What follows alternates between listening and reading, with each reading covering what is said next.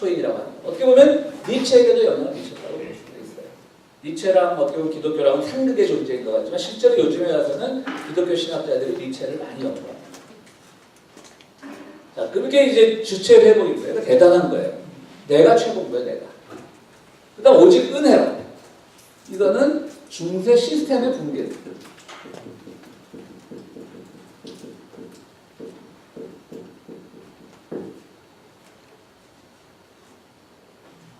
왜냐하면 교회라고 하는 시스템이 있었는데 교회를 통해서만 자꾸 우리가 구원을 받고 신부들의 강론을 통해서만 구원을 받고 하다 보니까 이건 말이 안 되는 거예요.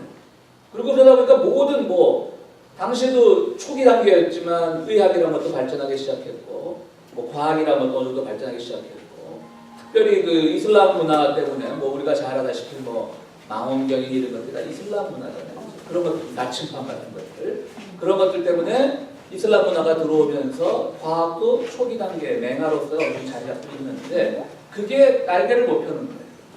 교회 같은 것들이 항상 통제를 합니다. 그러니까 하나님과 직접 돼야 된다는 거죠. 그래서 오직 은혜로라고 합니다. 그 다음에 오직 성소로만 하는 게 이게 굉장히 중요한 건데 이게 바로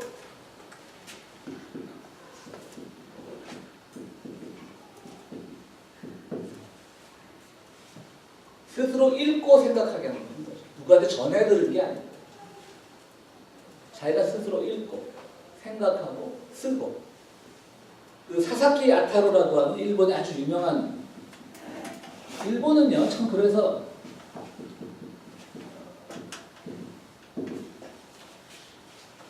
일본은 이런 소위 말하는 제야 철학자들이 대접받는 문화라는 게 참 존경스럽다. 우리나라에도 제야 철학자들이 있죠. 젊은 분들은 아시겠죠. 강신주 이런 사람들이 이제 제야 철학자도 유명한데 아직도 정통으로는 인정을 못 받아요. 왜? 학교에 교수 자리가 없으니까. 도올 김용옥도 제야 철학자지만 그나마 그 양반이 인정받고 어쨌든 전직 고대 교수거든요. 응? 근데 이제 일본은 아직도 이런 사사키 아타루 이런 사람들이 굉장히 인정받아요. 아무것도 없어요. 교수도 아니고 그냥 이 사람이 쓴 책이 우리나라 말로도 번역되어 있는데 아주 제목이 잔인해요.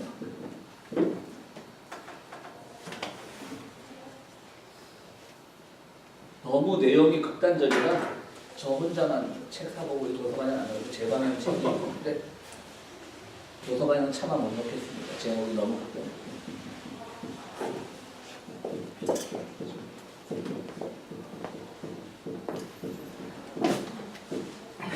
제목 세죠. 잘나라 기도하는 그 소리. 우리가 기도할 때 먹고 기도하잖아요. 잘나버리라고 그러죠. 무슨 의미냐면요. 잘라. 이렇게 기도하면서 잘라버려라. 얼마나 되게 책 제목부터 극단적이에요. 무슨 얘기냐면 이 사람이 이 책에서 우리말로도 번역되어 있는데요. 루터를 아주 높이 평가하고 있어요. 책 내용이 주는 건 뭐냐면 우리가 기도하는 것 자체가 기복적인 신앙은 나 잘 되고 기도하고 이거 말고 어쨌든 기도하는 거 우리가 세상을 위해서 기도하고 또 이웃을 위해 기도하고 평화를 위해서 기도하잖아요. 그 기도 필요 없다는 거예요. 오히려 그 시간에 책을 읽으라는 거예요. 끊임없이 루터는 책을 읽었던 사람이에요. 루터는 그래서 엄청나게 많은 책을 쓸 수 있었고 성경을 읽고 또 읽고 그랬다는 거죠. 그래서 저는 이 책에 저는 이제 제목이 너무 이렇게 좀 선정적이라 한번 사서 읽어봤는데 책이 너무 재밌는 거예요. 좀 어렵긴 어려운데 너무 감동적인 거예요. 근데 저도 이제 사사키 아타루라는 사람을 처음 들어본 이름이었거든요. 누군지 몰랐는데 그 한명숙 전 총리의 남편이 누구냐면 박성준 선생이라고 오랫동안 이 사회주의 운동도 열심히 하던 분이죠. 박성준 선생이 한번 경향신문에 논설을 쓴 걸 보고 그분이 최근에 읽은 책 중에 제가 제일 감동받은 책이 이 책이다. 내가 독서하는 게 박성준급은 되는구나. 제가 존경하는 한명숙 총리의 남편이신데 그래서 오직 성소라는 독서의 회복이다. 그래서 책을 읽고 또 읽으라는 거죠. 공부하라는 얘기입니다. 그게 루터만한 사람이 없었다고 합니다. 그래서 그것이 오늘 우리는 어쨌든 쓰고 읽고를 생활화시킨 게 바로 루터라는 거예요. 여기에 진리가 있다. 그리고 사사케아 따로는 끊임없이 성경을 다시 쓰는 사람이라고 얘기합니다. 루터를. 다시 썼다는 것은 번역한 거잖아요. 어쨌든 루터가 성경을 만든 건 아니잖아요. 번역을 한 건데 루터의 번역에 뭐가 포함되어 있냐면 아까 말했듯이 회개하라 천국에 가까웠느니라는데 그걸 카톨릭에서는 그거를 마치 네 죄값을 치러라 천국에 가까이 와서 이렇게 번역하면 계속 읽으면서 고치고 또 고치고 이랬다는 것이죠. 그러니까 오늘날 우리가 이게 성서 근본주의로 잘못 이해되고 있잖아요. 하나님 말씀은 1.1획도 오류가 없다. 이게 아닌 거예요. 오직 말씀. 우리가 성서 66권 정경은 얼마나 중요한 책이에요. 그런데 루터 같은 사람은요. 66권 중에 야고보서하고 요한계시록을 책으로 안 쳤습니다. 이거 놀랄 일이죠. 우리가 루터의 후예들인데 우리 그냥 성경 한 글자 한 글자도 다 우리 소중히 여기는데 루터는 야고보서와 요한계시록. 야고보서는 왜 그럴까요? 요한계시록 사실 저도 아마 우리 한 20년 목회하면서 요한계시록을 본문으로 설교한 적은 손에 꼽고 서너 번밖에 안 돼요. 너무 어렵고 난해하고 상징 언어가 많으니까. 그건 이해가 될 수 있는데 야고보서는 왜 그렇겠어요? 야고보서는 딱 한마디만 때문에 행위가 없는 믿음은 죽은 것이다. 그럼 이게 진보적인 기독교인들은 굉장히 좋은 말이에요. 행위 하니까. 맞는 말이라고 하지만 루터는 그것을 완전히 아주 그거는 본래 기독교 정신이 아니라고 하는 거죠. 그러니까 오해하지 말아야 될 게 루터가 행위를 무시했느냐 그게 아니라고 하는 거죠. 루터는 오히려 가장 기본적인 것을 가지고 오히려 거기서 가장 큰 저력이 나온다고 봤던 거예요. 그러면 믿음으로라는 말은 또 뭐가 오늘날 오해가 되냐면 바로 칭의론이죠. 칭의론. 그게 오늘날 이제 기독교의 개신교의 가장 큰 고민인데요. 내가 믿음으로 구원받는다라고 하는 그것, 그러니까 어떠한 행위도 없어도 된다라고 하는 것이 아니라는 거죠. 그러니까 루터가 야고보서를 얕잡아 봤던 것은 왜 그런 이상한 말을 하는 그러냐? 행위가 필요 없다, 있다라는 말이 아니라 믿음 자체는 이미 행위가 포함되어 있다는 말이에요. 그걸 괜히 야고보서가 긁어부스럼을 만들었다. 약간 이런 의미로 쓴 것 같아요. 칭의로는 뭐냐면요. 여러분들 믿음으로 구원받아서 하나님께서 나를 예수 그리스도를 통해서 의롭게 하셨습니다. 그 우리 성경 공부 가장 세신자 교육할 때 제일 처음 가르치는 거잖아요. 우리가 믿음으로써 주님을 믿음으로써 우리가 모두 의롭게 되었습니다. 의롭다는 말은 뭐냐면 법정으로 우리가 무죄가 선고된다는 거예요. 무죄 선고. 그러다 보니까 우리가 행위가 아무런 필요가 없는 것처럼 생각하기가 쉬운데요. 실제로 그렇지 않은 게 오히려 이거는 뭐냐면요. 이게 justification을 영어로 하면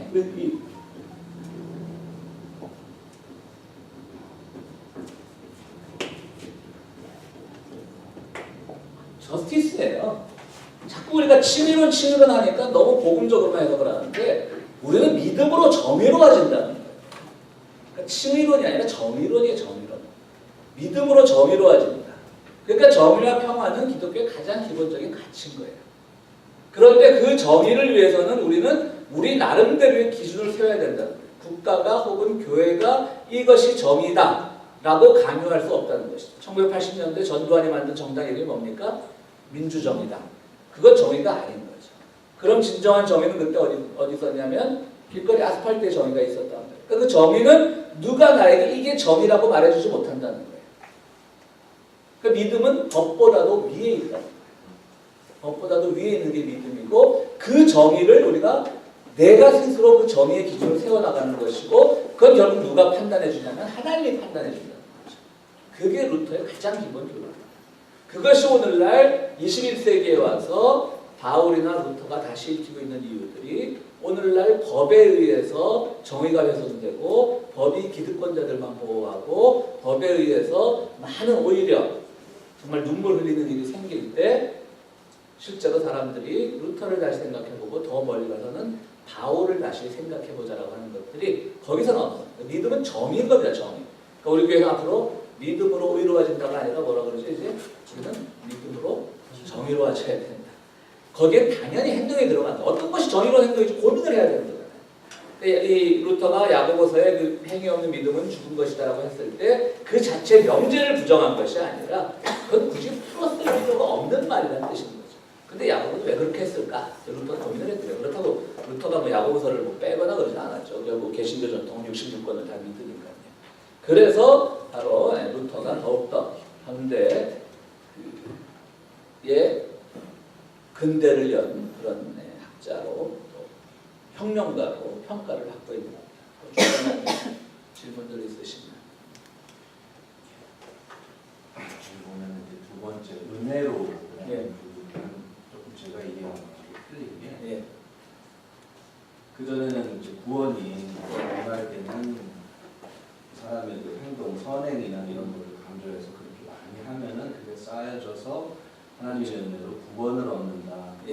이제 그걸 너무 교황청에서 이용해가지고 사람들한테 착취를 하니까 아마 그 마틴 루터는 그게 아니라 하나님이 일방적으로 주시는 거지 우리가 뭘 해서 한다고 얻는 게 아니다. 예. 오로지 하나님의 은혜지 그게 내가 노력해서 얻는 그런 결과물이 아니라고 그런 입장에서 아마 그게 이제 가장 신학의 뭐 그거는 뭐 예. 틀림없는 사실이고요. 가장 신학적인 입장인데 그게 이제 사회 정책으로 가져온 게 교회라는 중세 그 지배 시스템을 붕괴시킨 거죠.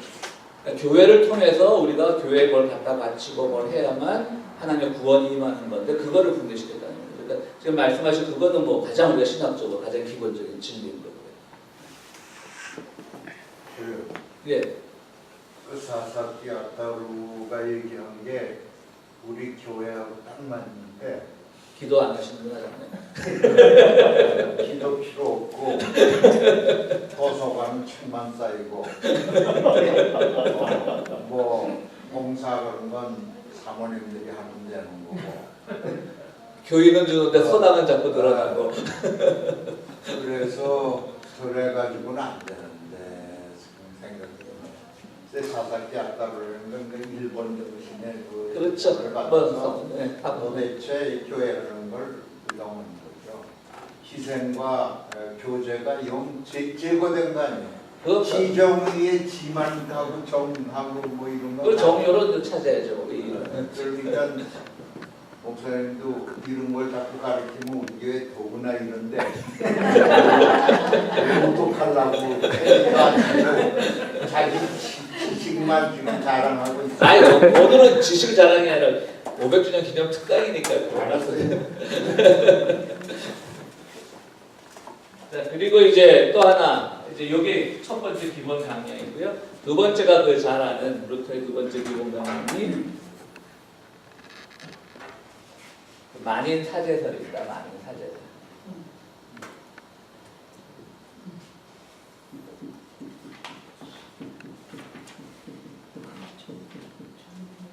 그러니까 모든 사람들이 다 사제라고 하는 것이죠. 그래서 오늘날 이제 그 개신교가 또 위기인 건 아까 장로님 말씀도 사실은 맞지만 개신교라고 하는 시스템이 유지되기 위해서 지금 장로님 하신 말씀이 맞거든요. 거기 희생도 있어야 되고 봉사도 있어야 되고 또 재정적인 헌신도 있어야 되고 그런데 이제 그 개신교라는 출범 자체가 이런 만인사제설이나 이런 거를 통해서 알 수 있듯이 또 목사라고 하는 직제에 대해서도 사실은 요즘 좀 이제 고민이 일어나고 있는 겁니다. 그러니까 목사는 성경에는 이제 뭐 목사라는 오늘날 목사라고 하는 그 직책은 성경에 나오지 않죠. 보호사로. 그래서 이제 그 뭐 등장님 걱정하시는 것도 그 중에 하나 포함되는 건데 뭐냐면 우리 PCUS의 미국 장로교 헌법에 목사라는 용어가 없어졌습니다. 모르시죠? 우리가 교회 주부에 제가 목사라고 쓰는 게 지금 교단법을 위법하고 있는 겁니다.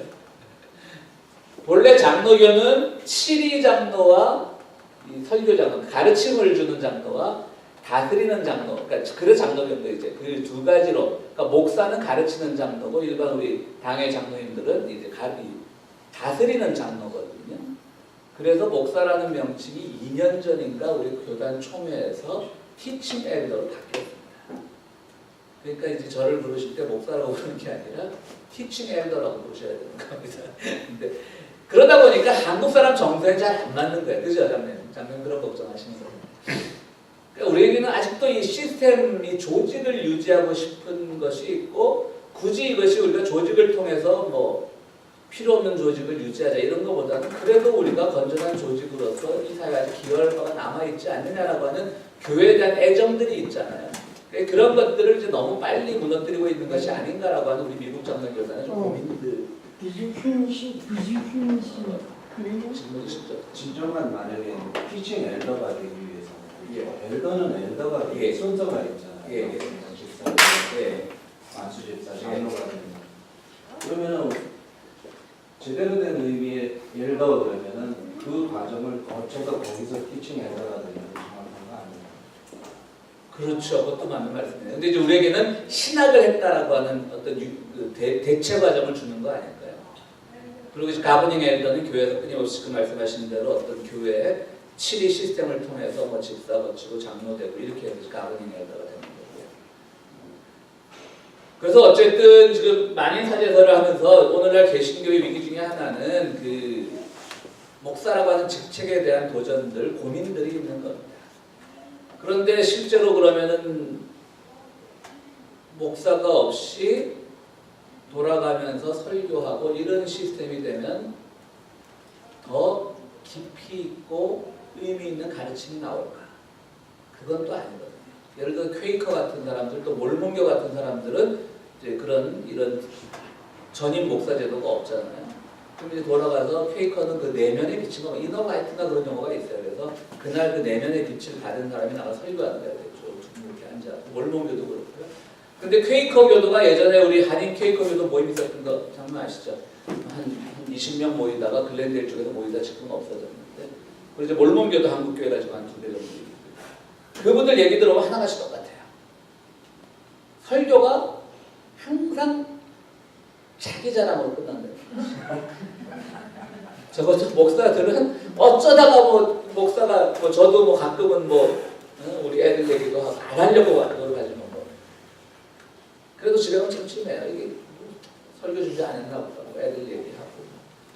근데 일반 사람들이 설교를 하면 돌아가면서 내면의 빛을 받아갖고 온 사람들이 잘 나가다가 처음에 성경 공부 막 잘 해석을 하다가 나중에 가서 우리 애가 지난주에 하버드 대학 입학증을 받았는데 참 하나님의 은혜가 이렇게 설교로 끝나면 이게 안 된다는 거죠.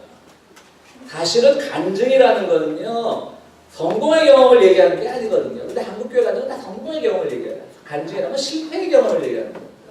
내가 실패했음에도 불구하고 하나님 나를 사랑하신다는 실패의 경험을 얘기하는 건데, 간증은 자꾸 우리가 성공의 경험을 얘기해요. 하여튼 그 얘기가 좀 빗나가는데요. 그래서 루터는 모든 사람들이 다 목사가 돼야 된다는 뜻으로 이 말을 한 건 아니에요. 물론. 이제 베르fun이라는 말을 썼는데요. 도건데 영어로 하면 이게 콜링이라는 그런 말입니다. 소명이라고 하는 말이죠. 도건데요. 베르fun인가 이 음라우트가 안 붙네요. 베르fun입니다. 베르fun. 어떤 처지에 있든지 간에 자기 직업이 다 하나님이 주신 직업이라는 의식을 가지라는 것이지, 모든 사람이 목사가 된다는, 모든 사람이 사제가 된다는 그런 말은 아니고요. 그렇기 때문에 이제 목사라고 하는 것이 오늘 개신교에서 어떤 권위의 상징은 아니고 가르침의 상징이 돼야 되는데, 오늘 우리 한국 개신교를 포함해서 모든 개신교들이 자꾸 목사가 예전에, 저는 그걸 카톨릭 교황이나 이런 것에 대한 컴플렉스라고 봐요. 열등의식 때문에 자꾸 그냥 신부들이 가지는 그런 권위를 가지려고 그렇게 하는 데서부터 개신교의 문제가 되는 것이 아닌가. 그러니까 루터만 해도 분명히 많은 잘못을 했지만 이 두 가지, 첫 번째 3대 강론과 두 번째 만인사제설, 이것이 결국은 어떤 신앙의 기초라기보다는 근대 철학을 연, 그리고 이것은 바로 나중에 막스 베버라고 하는 유명한 사회학자에게 넘어가서 바로 오늘날 자본주의, 초기 자본주의가 발전한 것은 바로 이 프로테스탄티즘, 개신교 정신 때문에 자본주의가 발전했다라고 하는 그런 이론까지 만들어내게 됩니다. 그러니까 이것들이 우리가 교회 안에서는 이게 다 성서적으로만 이해되어 왔지만 실제로 이것은 사회, 정치, 경제적으로 엄청나게 깊은 함의를 가진 개념들이었다라고 하는 것이고요. 바로 그런 것들 때문에 루터는 여전히 아까 말씀드렸던 농민전쟁을 탄압하고 이런 들에 있어서 분명히 한계는 있지만, 그리고 우리는 정말 뭐 루터나 칼빈에 대해서는 우리가 분명히 비판할 수 있어야죠. 우리가 뭐 예수님 믿는 사람들이 루터나 칼빈을 믿는 사람들은 아닙니다. 그러니까 그들의 잘못을 보면 비판할 수 있어야 되고요. 개혁교회 전통인 칼빈 같은 사람들도 제네바에서 신정 정치한다고 얼마나 많은 사람을 죽였습니까? 카톨릭이 이렇게 막 종교 재판으로 많은 사람 죽이고 비판해서 시작한 개신교가 칼빈도 그런 점에서는 정말 많은 사람 죽였거든요. 그러니까 뭐 또 요즘 와서 칼빈이 이렇게 많은 사람 죽인 그 뭐 증거가 있느냐 그래갖고 또 칼빈주의자들이 또 들고 일어나기도 하는데 제가 보기에는 분명히 뭐 단 10명을 죽였던들 간에 종교의 이름으로 사람을 죽인다는 건 옳지 못하고 칼빈도 분명히 잘못한 거 있고 루터 잘못한 거 있지만 특별히 오늘 칼빈보다 루터가 다시 더 관심을 갖는 이유는 이렇게 근대를 여는 새로운 개념들을 만들었다는 것이고요. 그러면서 오늘날 우리가 루터교를 믿는 북극, 독일, 노르웨이, 핀란드, 스웨덴 이런 나라들을 보면요. 그런 나라들이 노르웨이 같은 나라는요. 요즘 같은 세상에 저게 있습니다. 헌법에 국교가 있습니다. 그죠? 그죠? 아니 이제 없어졌어요. 이제 없어졌습니까?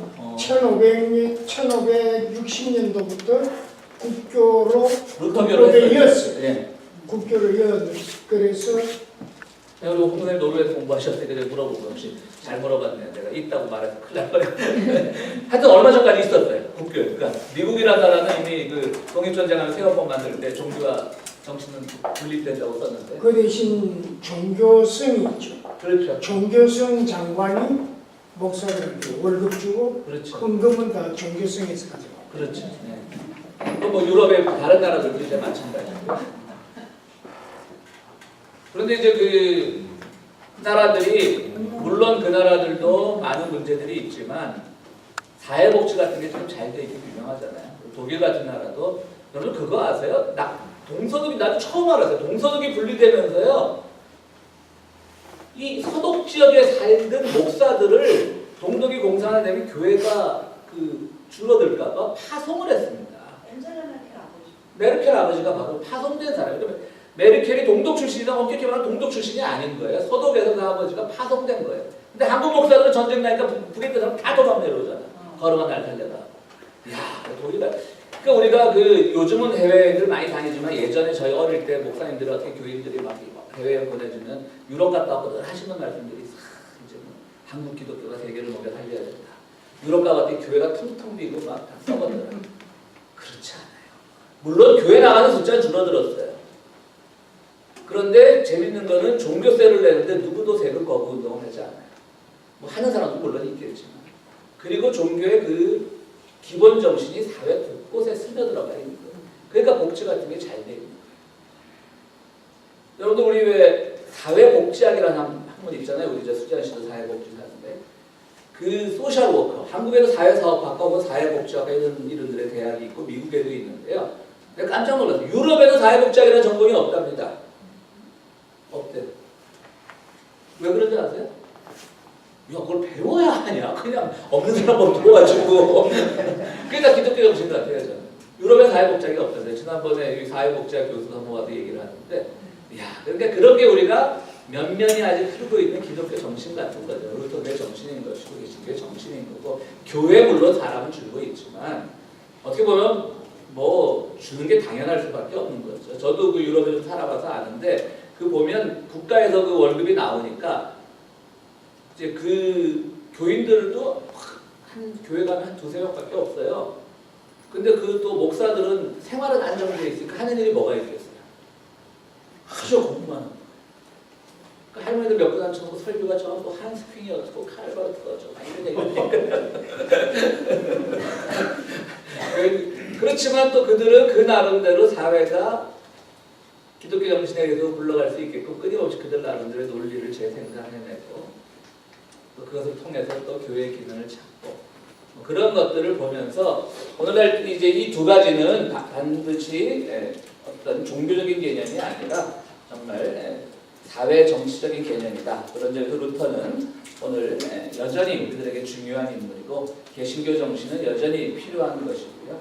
그것이 사회 전반에 우리가 더 영향을 미칠 수 있도록 해야 되는 건데 안타깝게도 그 미국 개신교의 영향을 받은 우리 한국 기독교, 그러니까 미국의 개신교와 한국 개신교가 정말 수적으로는 유럽의 개신교가 훨씬 많을지 몰라도 오늘날 루터의 정신보다는 오히려 세속 국가와 결탁해서 세속 번영과 결탁을 해서 그런 것이 큰 문제고요. 오늘 우리가 종교개혁 500주년에 기억해야 될 것은 바로 루터의 이런 의미들은 오히려 사회 경제적 정치적인 의미였다. 그것을 우리가 사회 정치 속에서 어떻게 되살리느냐가 중요하다.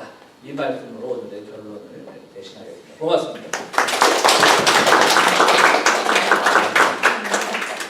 자기야, 예. 제가 평생을 교회를 다니고 믿었는데요.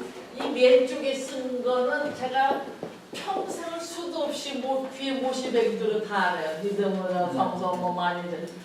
오른쪽에 주체나 중세 시스템 북수의 회복 이거는 제가 정말 새롭게 들었어요.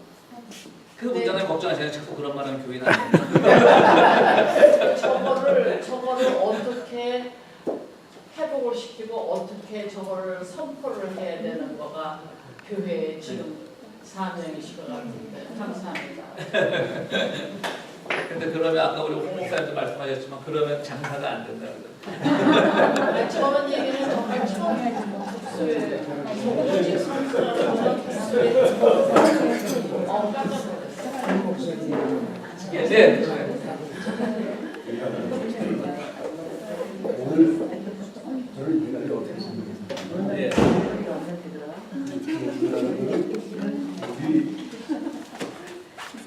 인류의 여러 가지 나쁜 너무 많이 하고 네. 피해를 너무 많이 주고 피를 너무 많이 흘리는 정도로만 생각을 좀 했어요. 예. 거기에 대해서 혼자 가끔 넣어버리는데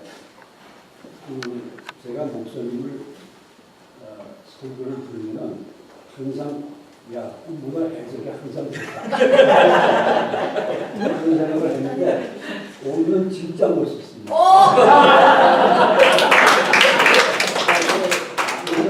다 리얼하고